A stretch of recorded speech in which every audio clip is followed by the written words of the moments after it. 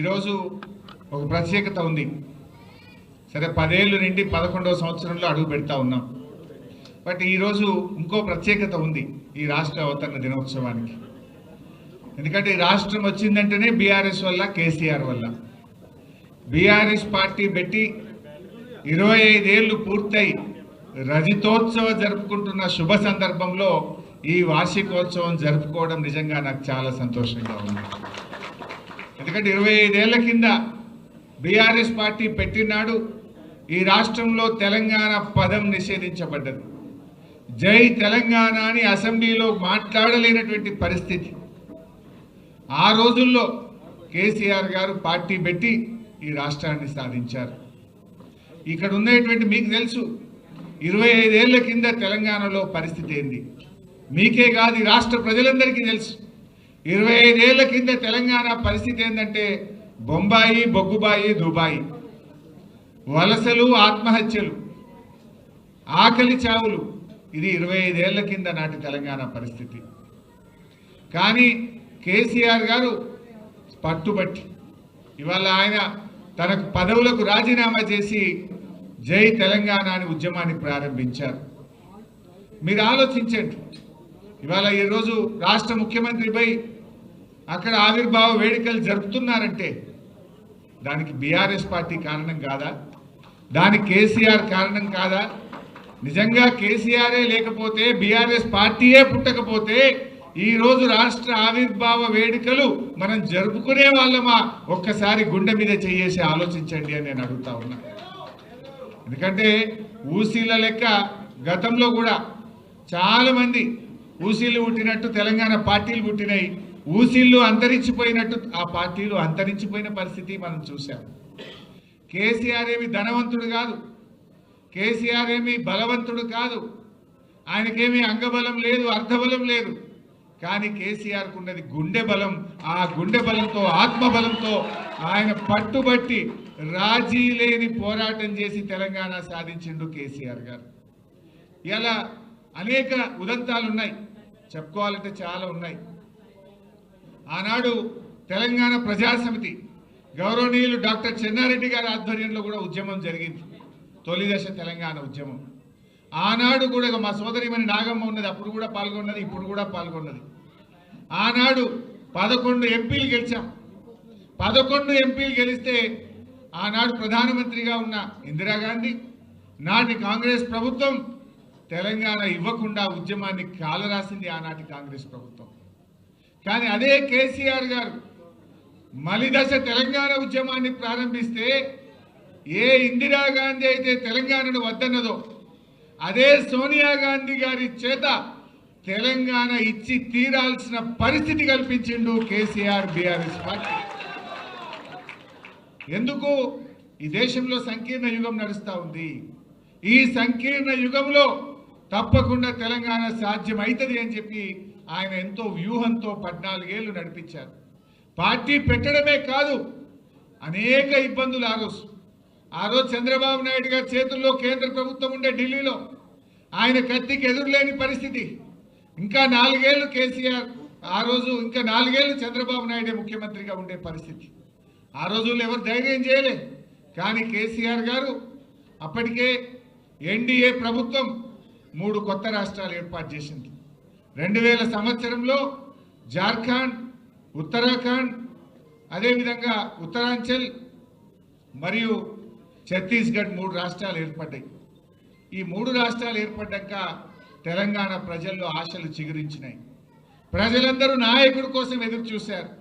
Jayashankar sir, చనిపోయిన బియ్యావుల జనార్దన్ రావు గారు కేసీఆర్ గారి దగ్గరకు వచ్చి మీరు లీడ్ చేయండి, మీరు పోరాటం చేయండి, మీ వెంట మేముంటామని చెప్పి వారందరూ కేసీఆర్ వైపు చూశారు.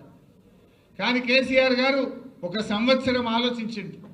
ఉద్యమం ప్రారంభిస్తే ఈ తాప మళ్ళా జెండా దించొద్దు, తెలంగాణ వచ్చేది ఉంటేనే మన ఉద్యమాన్ని ప్రారంభిద్దామని కొన్ని వేల గంటల మేధోమథనం చేసి చాలా ఒక నెలల తరబడి ఆలోచించి 2001లో బీఆర్ఎస్ పార్టీని పెట్టింది. ఆ రోజు ఒక తెలంగాణ ఉద్యమానికి ఒక అపకీర్తి ఉండేది. ఎవరికి పదవి రాకపోతే వాడు జై తెలంగాణ అంటాడు అనే ఒక అపకీర్తి ఉండేది.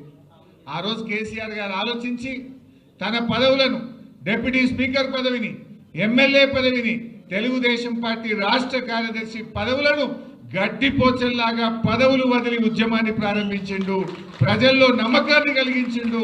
ప్రజలను ఒక్కతాటి మీదకి తెచ్చే ప్రయత్నం చేసిండు. ఇవాళ తెలంగాణ వచ్చిందంటే ప్రజలను సమీకరించడం, దేశంలోని పార్టీలను ఒప్పించడం, ఈ రెండూ కేసీఆర్ గారు చేసిండు. అంబేద్కర్ గారు సూచించిన మార్గం బోధించు, సమీకరించు, పోరాడు. అంబేద్కర్ చెప్పిన బాటలో నడిచిండు కేసీఆర్. గాంధీజీ గారు చూపిన అహింసాయుత మార్గంలో ఉద్యమాన్ని నడిపిండు కేసీఆర్. తెలంగాణ రాష్ట్రాన్ని సాధించిండు కేసీఆర్. ఎందుకంటే చాలా జాగ్రత్తగా నడిపినాడు. అహింసాయుత పద్ధతుల్లో నడిపాడు. ప్రజలను సమీకరించడంలో జల పోరాటం కావచ్చు, 610 జీవో మీద పోరాటం కావచ్చు, తెలంగాణకు జరుగుతున్న అన్యాయాల మీద గలమెత్తిండు, ప్రజలను సమీకరించాడు. ఆ ప్రయత్నంలో కేసీఆర్ గారు ఆర్ఎస్ఎస్ ఆఫీస్ నుంచి ఆర్ఎస్యు దాకా కలిసి పనిచేసిండు. అవి భిన్న ధృవాలు. ఢిల్లీలో ఆర్ఎస్ఎస్ ఆఫీస్కు పోయి వాళ్ళను కలిసి తెలంగాణ ఎందుకు కావాలో వివరించి నేల మీద కూర్చొని అన్నం తిని తన ఇస్తరాకును తనే తీసుకుపోయి అందులో వేసి వచ్చిండు. అంటే ఎందుకు చెప్తున్నా అంటే ఆర్ఎస్ఎస్ నుంచి ఆర్ఎస్యు దాకా ఆయన చేసిన ప్రయత్నం. వినోద్ అన్న గారు ఆ రోజు ఎంపీగా కేసీఆర్ గారితో పాటు ఉండేవారు. దేశంలో 33 రాజకీయ పార్టీలను ఒప్పించి లేఖలు తెచ్చి ఆనాటి యూపీఏ ప్రభుత్వం ముందు పెట్టి తెలంగాణ ఇస్తరా ఇవ్వరా అని ఒత్తిడి పెంచిన నాయకుడు కేసీఆర్. ఇవాళ చాలా మంది మాట్లాడుతున్నారు. అసలు త్యాగాలకు మారు పేరు కేసీఆర్. 3 సార్లు ఎంపీగా రాజీనామా చేసినాడు, ఒకసారి ఎమ్మెల్యేగా రాజీనామా చేసినాడు, కేంద్ర మంత్రిగా రాజీనామా చేసినాడు, ఎమ్మెల్యేగా రాజీనామా చేసినాడు. బహుశా ఈ దేశంలో త్యాగాలకు మారు పేరు ఏదైనా రాజకీయ నాయకుడుంటే ఒక కేసీఆర్ మాత్రమే. త్యాగం చేసింది, రాజీనామా చేసింది తన కోసం చేయలేదు, తెలంగాణ 4 కోట్ల ప్రజల కోసం చేసిండు. ఆ త్యాగాల పునాదుల మీద తెలంగాణ సాధించిండు కేసీఆర్. ఇవాళ ఎవరెవరో మాట్లాడుతున్నారు కేసీఆర్ మీద. ఇవాళ మాట్లాడుతున్న రేవంత్ రెడ్డి ఆ రోజు మలిదశ ఉద్యమంలో డిసెంబర్ 9, 2009 తెలంగాణ వచ్చింది.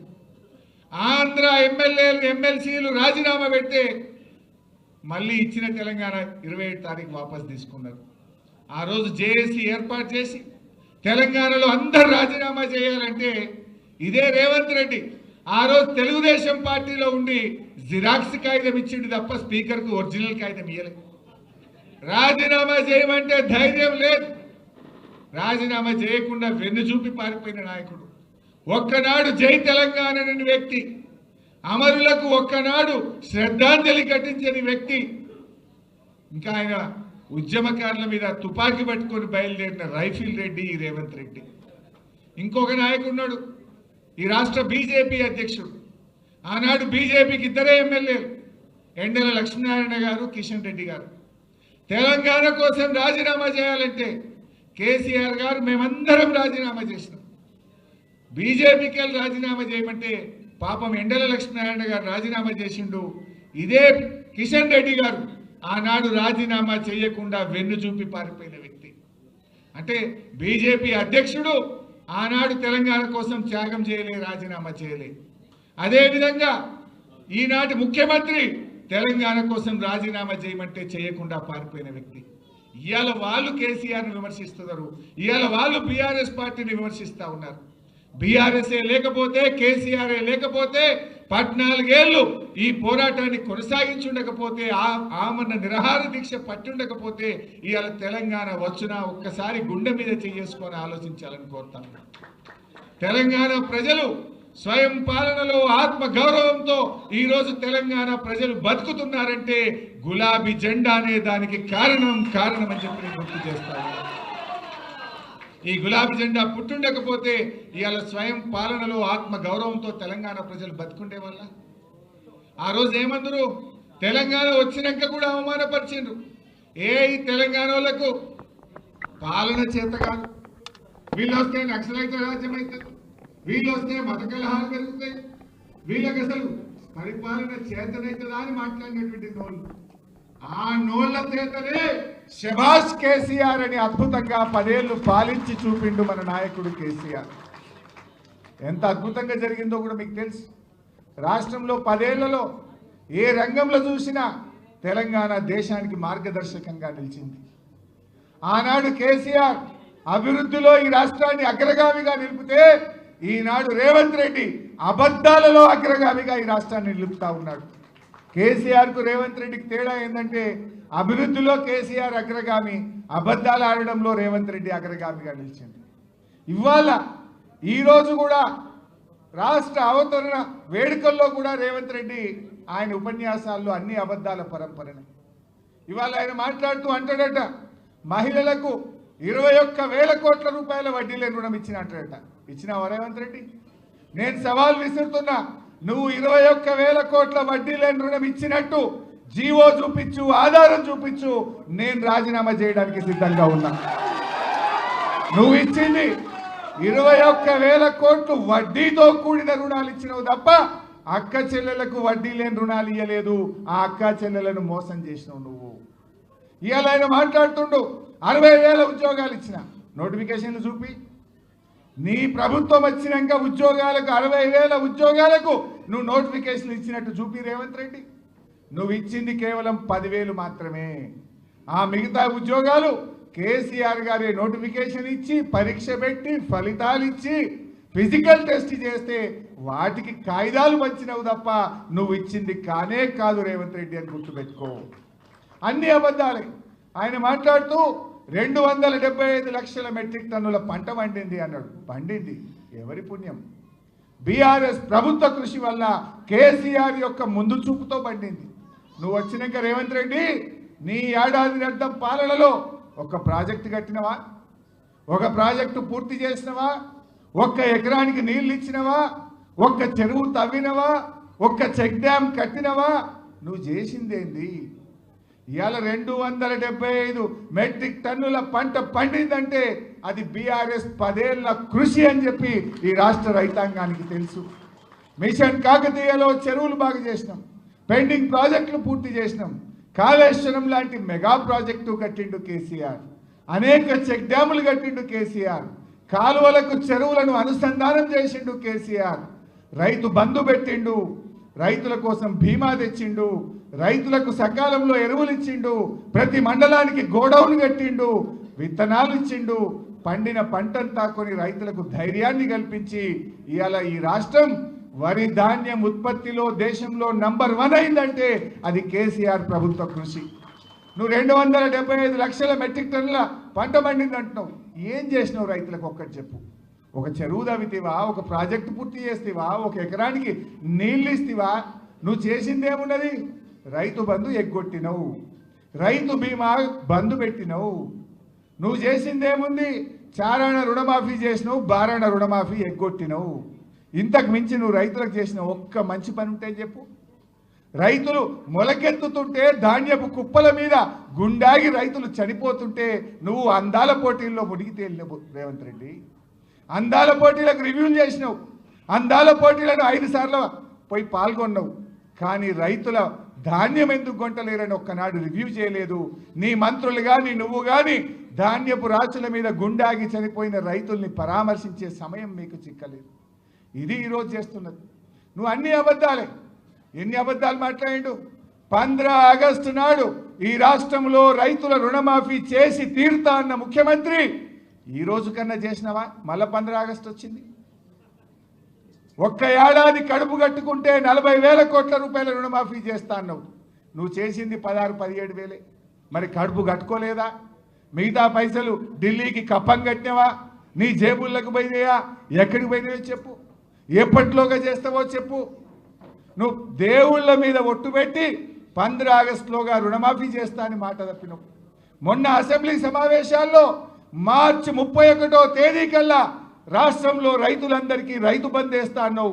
31 మార్చి పోయింది, ఇవాళ 2 జూన్ వచ్చింది. ఈరోజు కూడా రైతు బంధు డబ్బులు రైతులకు పల్లె. అసలు నువ్వు ఒక్క విషయమన్నా రాష్ట్ర అవతరణ దినోత్సవం నాడు కూడా నిజం మాట్లాడకపోతే వెనకటికి ఏదో శాపం ఉన్నట్టు ఏదో అంటారు చూడు, నువ్వు అబద్ధం ఆడకపోతే తలబలిగి చనిపోతావు అన్నట్టు ఈ రేవంత్ రెడ్డికి అట్లాంటి శాపం ఏదో ఉన్నట్టు అనిపిస్తుంది నాకు. అబద్ధాలు తప్ప నిజాలు పలకడు. మరి మన కేసీఆర్ అభివృద్ధిలో ఈ రాష్ట్రాన్ని అగ్రగామిగా నిలిపిండు. ఎన్ని అద్భుతాలు! ధాన్యం ఉత్పత్తిలో నంబర్ 1, డాక్టర్ల ఉత్పత్తిలో తెలంగాణ నంబర్ 1 చేసిండు కదా. ప్రతి జిల్లాకు ఒక ప్రభుత్వ మెడికల్ కాలేజ్, 35 గవర్నమెంట్ మెడికల్ కాలేజీలు పెట్టి సంవత్సరానికి 10,000 డాక్టర్లను ఈ దేశానికి అందిస్తున్న రాష్ట్రంగా తెలంగాణను నిలిపిన ఘనత మన బీఆర్ఎస్ ప్రభుత్వాన్ని. తలసరి ఆదాయంలో తెలంగాణ నంబర్ 1, విద్యుత్ వినియోగంలో తెలంగాణ నంబర్ 1, మరి జిఎస్డిపి పెరుగుదలలో తెలంగాణ నంబర్ 1, రాష్ట్ర సొంత ఆదాయ వనరుల వృద్ధిలో తెలంగాణ నంబర్ 1, గొర్రెల మాంసం ఉత్పత్తిలో తెలంగాణ నంబర్ 1, చేపల ఉత్పత్తిలో తెలంగాణ నంబర్ 1, చెట్ల పెంపకంలో తెలంగాణ నంబర్ 1. ఇట్లా కేసీఆర్ అభివృద్ధిలో తెలంగాణ నగరంగామిగా నిలిపింది. రేవంత్ రెడ్డి, నువ్వు ఎన్ని అబద్ధాలు ఆడుతీవి?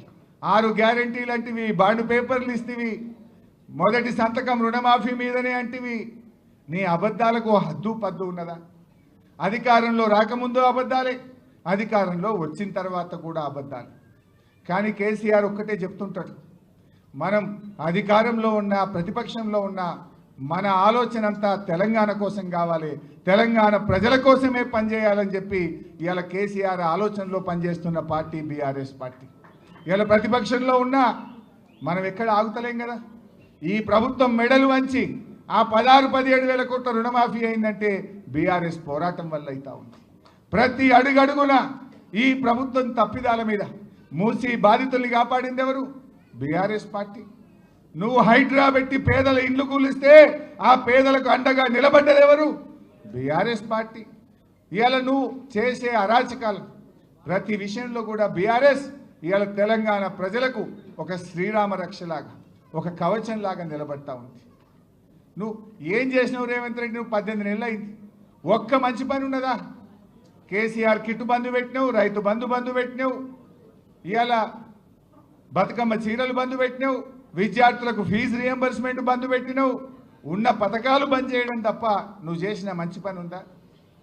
చేసిండు రేవంత్ రెడ్డి. ఏమైనా చేసిండు అంటే బీఆర్ఎస్ ప్రభుత్వంలో మంచి పనులు ఏవైతే జరిగినాయో వాటి మీద కమిషన్లు మాత్రం వేసిండు.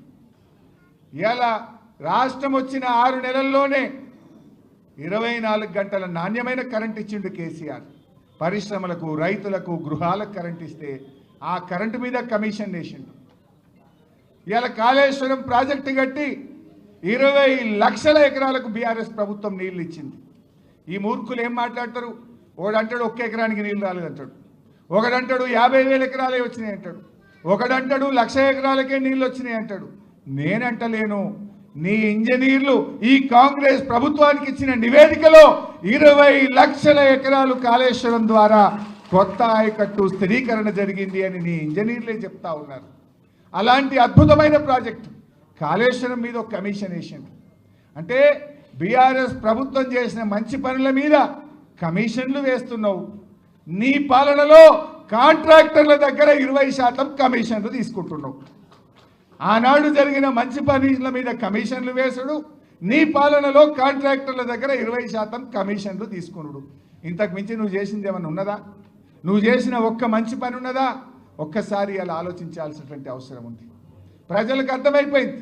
ప్రజలు మళ్ళీ కేసీఆర్ కావాలి, బీఆర్ఎస్ కావాలని కోరుకుంటున్న పరిస్థితి ఉంది. ఇవాళ రేవంత్ రెడ్డి మాట్లాడితే పైసలు లేవంటాడు, దివాలా దివాలా అని మాట్లాడతాడు. నా దృష్టిలో ఎవడైతే తెలంగాణ రాష్ట్రం దివాలా దివాలా అని మాట్లాడుతుండ్రో వాళ్ళంతా దివానా కానిలే. దివానాగాడు ఎవడన్నా అయితేనే వాడు దివాలా అని మాట్లాడతాడు. కేసీఆర్ ఎప్పుడు మాట్లాడినా ఒక ఆత్మవిశ్వాసం కలిగిస్తుండే. నాది అభివృద్ధిలో పోతున్న దేశం, నా రాష్ట్రం, నాది సర్ప్లస్ స్టేట్, నా రాష్ట్రం బలమైనటువంటి ఆర్థికంగా బలమైన రాష్ట్రం అని కేసీఆర్ చెప్పి ఈ రాష్ట్ర ప్రజల్లో ధైర్యాన్ని నింపేవాడు, పాలనను ముందుకు తీసుకుపోయేవాడు. కానీ రేవంత్ దివాలా దివాలా అనే దిక్కుమాలిన ప్రచారం చేసి తాను తీసుకున్న గోతిలో తానే పడ్డాడు. ఈరోజు ఇవాళ రిజిస్ట్రేషన్ ఆదాయం తగ్గింది, జిఎస్టీ తగ్గింది, మైనింగ్ తగ్గింది, రాష్ట్ర స్వంత ఆదాయ వనరులు తగ్గిముఖం పట్టినాయి. ఇది నీ పాలన చేతగాక, నీ వైఫల్యం వల్ల ఇవాళ తెలంగాణ ఆగమవుతుంది. కేసీఆర్ హయాంలో రాష్ట్ర అభివృద్ధి, రాష్ట్రం యొక్క ఆదాయం ఆకాశం వైపు చూస్తే రేవంత్ ఏడాదిని అర్థంలో అది నేల వైపు చూస్తూ ఉంది. నాడు రాష్ట్రం యొక్క ఆదాయం 60,000 కోట్ల నుంచి 2,60,000 కోట్లకు 10 ఏళ్లలో కేసీఆర్ పెంచి చూపించిండు. కానీ రేవంత్ ఏడాది అర్థంలో ఆదాయం తగ్గుముఖం బట్టి నేలముఖం చూస్తున్నటువంటి పరిస్థితి వచ్చింది. ఇది నీ వైఫల్యం, నీ చేతకాంతనం వల్ల జరిగింది. బట్ ఏది ఏమైనా ఇవాళ ప్రజలు క్లియర్గా ఉన్నారు. ఇవాళ ఎన్నికలు జరిగితే 100 సీట్లతో మళ్ళీ బీఆర్ఎస్ అధికారంలోకి వస్తుంది. కొంతమంది మాట్లాడుతున్నారు బీజేపీతో బీఆర్ఎస్ కలుస్తుంది లేదా పొత్తు పెట్టుకుంటుందని. కేసీఆర్ గారు మొన్ననే కుండబద్దలు కొట్టినట్టు చెప్పిండు. అయినా అసలు బీజేపీకి తెలంగాణ మీద హక్కు ఉన్నదా? ఆనాడు 1996లో 1 ఓటు 2 రాష్ట్రాలని చెప్పి 2000 సంవత్సరంలో 3 రాష్ట్రాలు ఏర్పాటు చేసి తెలంగాణకు మొండి చేయి చూపిందే బీజేపీ. చంద్రబాబుకు భయపడి తెలంగాణ ఇయ్యకుండా తెలంగాణ ప్రజల్ని మోసం చేసిందే బీజేపీ. అసలు కేంద్రంలో 8 ఎంపీలు గెలిపిస్తే గుండు సున్నా పెట్టి బడ్జెట్లో తెలంగాణకు మొండి చేయి చూపిందే బీజేపీ. ఇవాళ పోలవరం జాతీయ ప్రాజెక్టు ఇవ్వడం కాక బనకచెర్ల గోదావరి లింకుకు మళ్ళా తెలంగాణ నోరుగొట్టికి తెలంగాణలో గోదావరి నీళ్లకు అన్యాయం చేసే అక్రమ ప్రాజెక్టుకు వత్తాసు బలికి నిధులిస్తున్నదే బీజేపీ. ఇంకా బీజేపీ ఏ ముఖం పట్టుకున్నట్టు ఏం చేసింది బీజేపీ? ఓ జాతీయ ప్రాజెక్ట్ ఇచ్చిందా? ఒక మెడికల్ కాలేజ్ ఇచ్చిందా? ఏం చేసింది బీజేపీ? తెలంగాణకు అన్యాయం చేసింది బీజేపీ. గోదావరి బనకచెర్ల మీద కిషన్ రెడ్డి మాట్లాడాడు, బండి సంజయ్ మాట్లాడాడు, ఈటల రాజేందర్ మాట్లాడాడు. ఎందుకు మాట్లాడరు అని నేను అడుగుతా ఉన్నా. ఆ బనకచెర్ల గోదావరి ప్రాజెక్టు తెలంగాణ అది శాపం కాబోతుంది. అది కడితే గోదావరి జలాల్లో తెలంగాణకు తీవ్రమైనటువంటి నష్టం జరుగుతుంది. ఈ కాంగ్రెస్ దద్దమ్మ ప్రభుత్వం కృష్ణా నదిలో మొన్న 65 టీఎంసీలు తక్కువ వాడింది. మన హక్కును కూడా వాడుకునే తెలివితేటలు లేవు. గోదావరి బనకచెర్ల ప్రాజెక్టు ఆపే విషయంలో ఇవాళ రాష్ట్రంలో కాంగ్రెస్ ప్రభుత్వం పూర్తిగా ఫెయిల్ అవుతున్నటువంటి పరిస్థితి ఉన్నది. బట్ ఏది ఏమైనా బీఆర్ఎస్ ఉన్నది, మేము వదిలిపెట్టాం. రాష్ట్ర ప్రభుత్వం ఫెయిల్ అయితే బీఆర్ఎస్ ప్రభుత్వం అవసరమైతే సుప్రీంకోర్టుకు వెళ్ళైనా సరే గోదావరి బనకచెర్ల ప్రాజెక్టును ఆపి తీర్థం, తెలంగాణ ప్రయోజనాలు కాపాడతాం. బీజేపీ నాయకులారా, తెలంగాణ మీద ప్రేమ ఉంటే వెంటనే గోదావరి బనకచెర్లను ఆపండి, తెలంగాణ ప్రయోజనాలు కాపాడండి అని చెప్పి నేను ఈరోజు డిమాండ్ చేస్తా ఉన్నా. బీఆర్ఎస్ సొంతగానే ఉంటుంది, ఒంటరిగానే మళ్ళీ అధికారంలోకి వస్తుంది, 100 సీట్లతో అధికారంలోకి వస్తుంది తప్ప ఏ పార్టీతో బీఆర్ఎస్ పొత్తు పెట్టుకోదు. ఎవడో పెట్టుకుంటామన్నట్టు ఇంకోడెవడో పెట్టుకుంటారన్నట్టు మాట్లాడుతుండ్రు. ఎవరితో పొత్తు పెట్టుకోము. బీఆర్ఎస్ కేసీఆర్ నాయకత్వంలో మళ్ళీ అధికారంలోకి వచ్చేది ఖాయం. ఇలా ప్రజలే కోరుకుంటున్నారు. ఎక్కడ పోయినా అదే చర్చ జరుగుతుంది. ఏదో 4 ఎక్కువ వస్తాయి అనుకుని ఓటేసినాం బిడ్డ, 4 ఎక్కువ వస్తాయి అనుకున్నాం కానీ గిట్లయితుంది అనుకోలేదు అని ఎవరిని మాట్లాడించినా చెప్తా ఉన్నారు. ఏం చెప్పిండ్రు వాళ్ళు ఆ రోజు?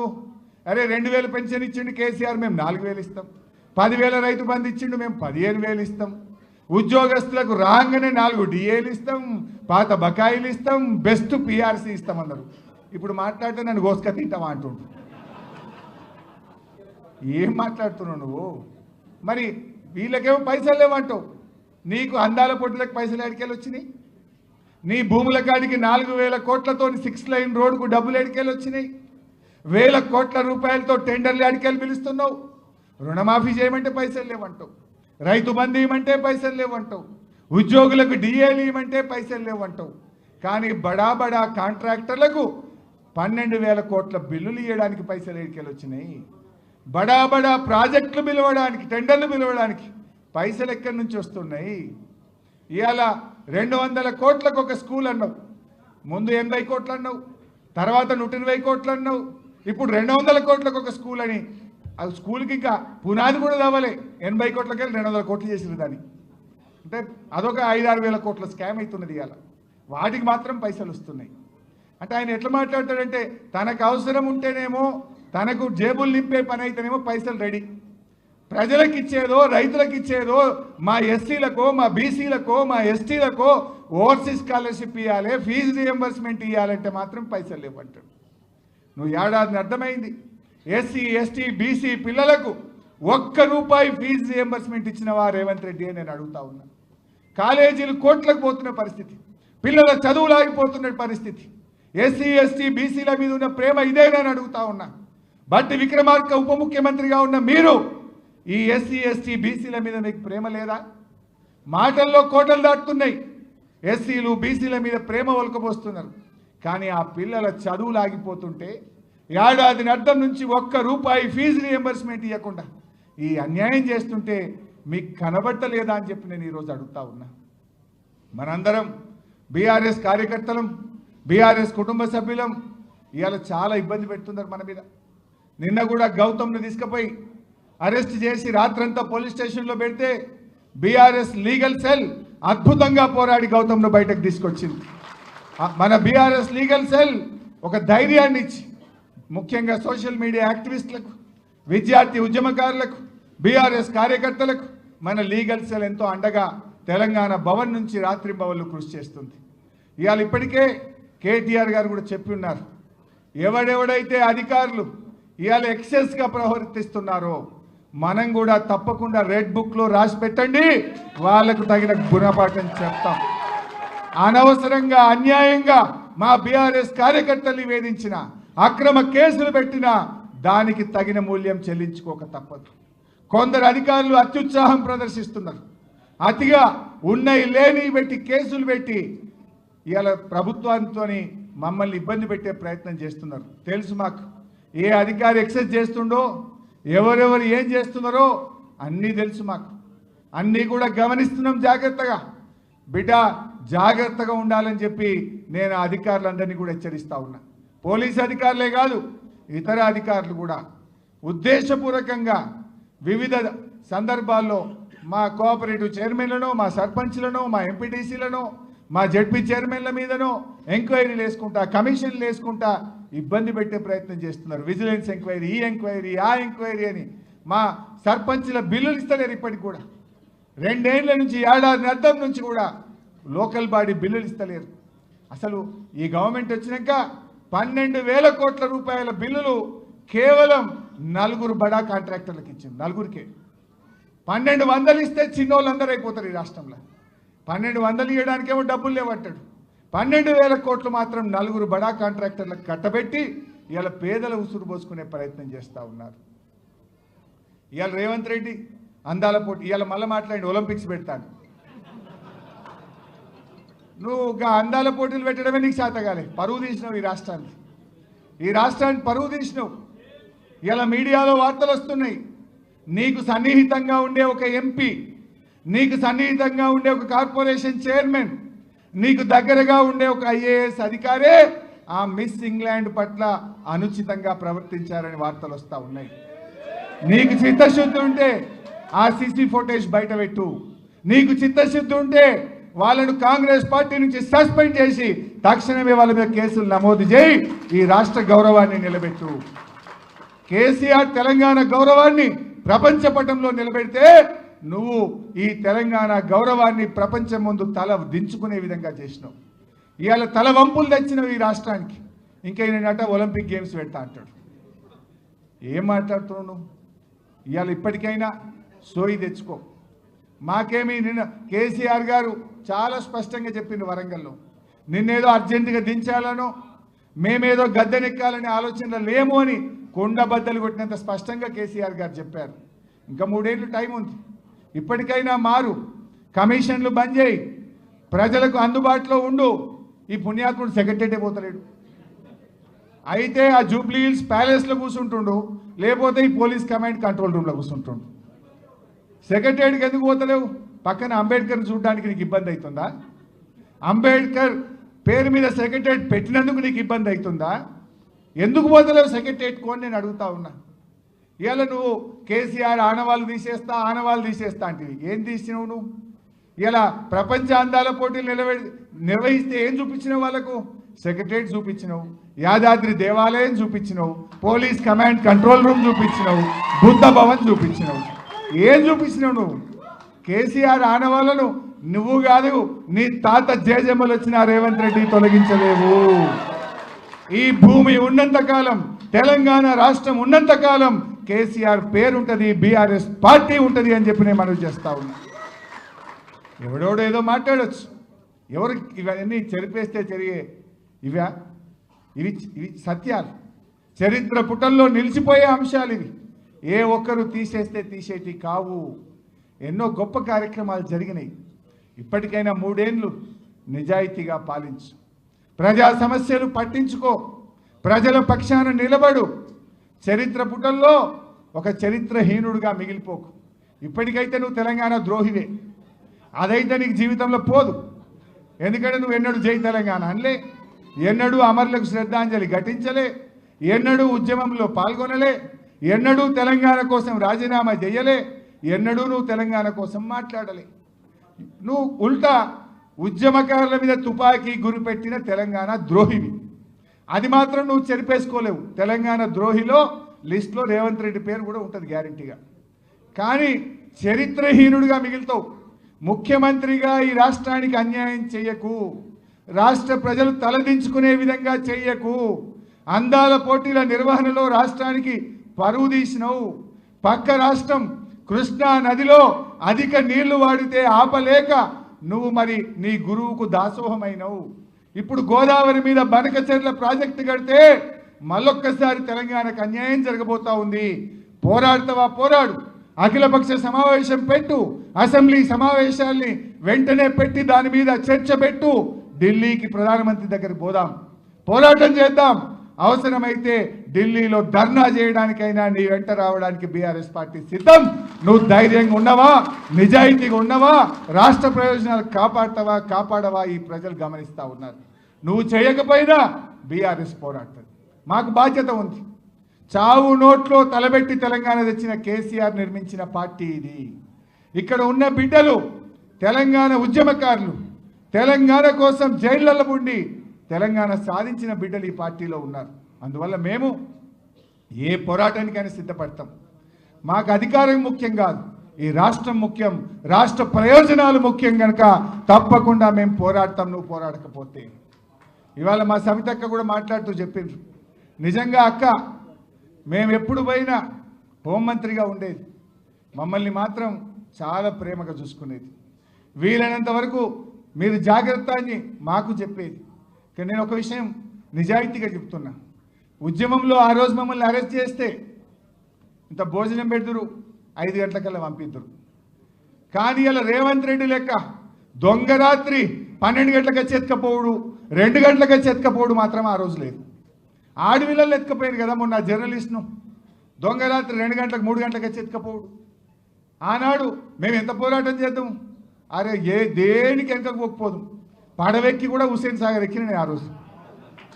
మేము రేపు పోరాటం ఉందంటే కూడా పొద్దుగాల 6 గంటలకు వచ్చి పట్టుకపోయేది, కానీ 8 గంటలకు వచ్చి పట్టుకపోయేది తప్ప ఈ రేవంత్ రెడ్డి లెక్క 12 గంటలకు రాత్రి అయితే పట్టుకపోలే ఆ రోజు.